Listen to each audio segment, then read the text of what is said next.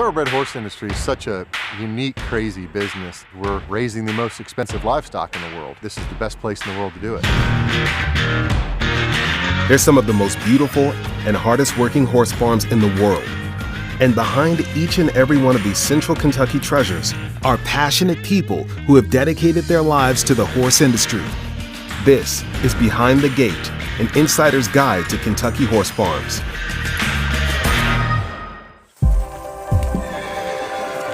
It is beyond just a good hard day's work out on a farm. I'm Bryan Lyster. And I'm Gray Lyster, and our family owns Ashview Farm. We were born and raised on this piece of ground, and so we're pretty proud of it. Ashview Farm is a commercial thoroughbred breeding operation. We board and sell horses at public auction.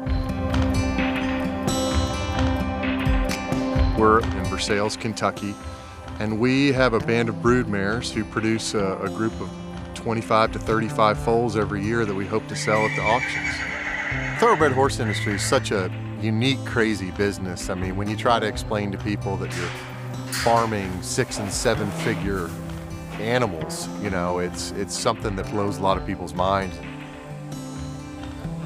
There is a real rush when you take your product to the public auction and everything happens in 2 minutes. Our parents bought 9 acres and their home over 40 years ago.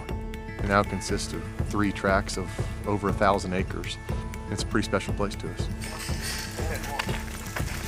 Growing up on a farm, I wouldn't even know how to explain how it's like, because that's all I know. I had big open fields to go play in and woods to go play in and horses to grow up around. We're actually, the Lysters are 6 generations of horsemen in different areas of the country and different disciplines, but we've all been horsemen.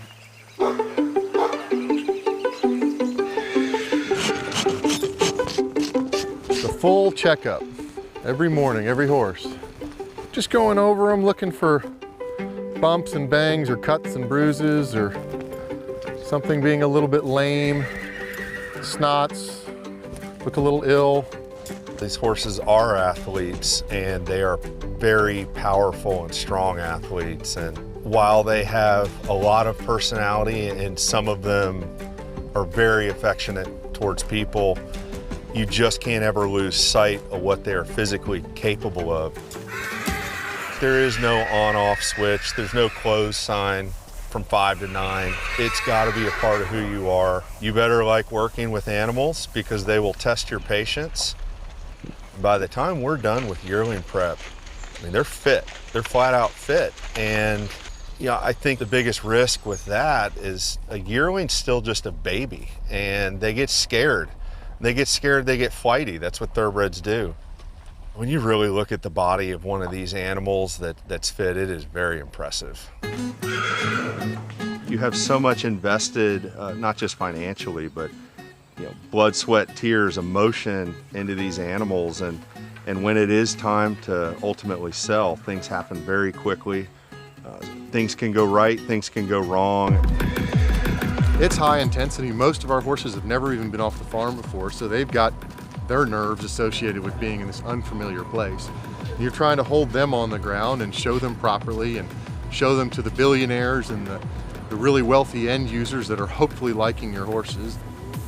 The Keeneland sale is a high stress environment for us because we've got 2.5 years of planning and thought and expense in these horses, and then all of a sudden it all happens in 2 minutes on the auction block. And so you absolutely have to go do well up there, and it's make or break time. So that it brings some nerves, and with that brings a rush of excitement when you do well.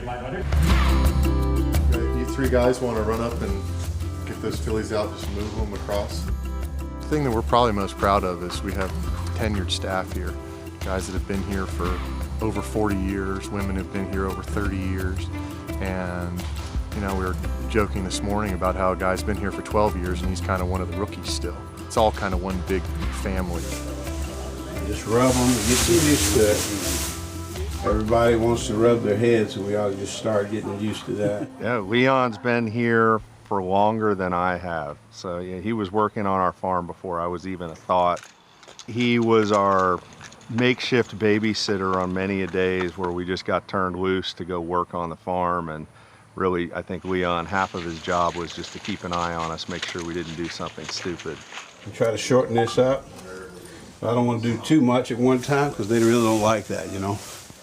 You can't teach what Leon knows. I mean, it takes a lifetime of experience. You have to kind of watch him, you know, the way he handles horses, the way he is with horses. I can assure you there's no other person you'd rather be working with on a horse farm. We're out here at our agricultural farm that we call Southwood Farm, and we're checking on our corn that we're just finishing up the harvest for the year. And right now we're out here in our alfalfa fields. Really important to us because this is what's going to nourish our horses. And you can see it's green and lush. It's full of protein for the horses. Really helps them grow. It's great forage to keep their system moving, and we really love raising our own. We like to say organic for the horses in a way. It's not just about the horses, you know, I feel like we're sort of stewards of the land. Driving around our farms, they kind of look like no other farms in the world, and we're raising the most expensive livestock in the world. We feel like this is the best place in the world to do it.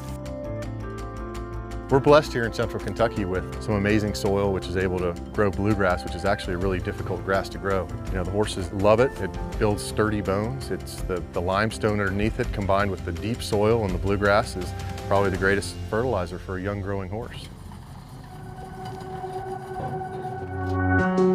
At the end of a long day, if you're seeing the sunset on a farm and you saw it rise too, you know really nobody worked any harder than you did that day, and it's a peaceful, good feeling. You just know you earned it.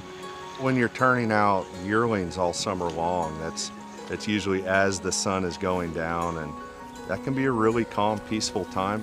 And watching the sun go down is often just as pretty as watching it come up, and there are a lot of days where we see both.